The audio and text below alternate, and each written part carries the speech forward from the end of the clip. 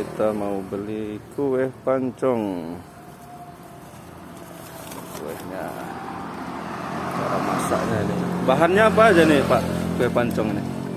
Tepung beras sama kelapa. Tepung beras kelapa ya, dipanggang ya. Kita beli 20.000, dipisah. Bisa gulanya digabung, bisa dipisah ya. Oh. Ini dipisah aja. Tapi biasanya disajiinnya bisa digabung ya gulanya. Ditaruh di atas gitu. Enggak. Oh enggak ya. Iya. Nanti setelah ini baru dikasih ya. Iya, kita beli di sini. Oh gitu.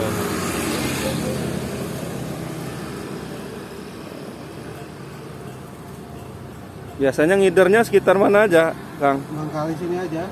Sekitaran apa namanya sampai Hamtubiu kali ya? Oh iya.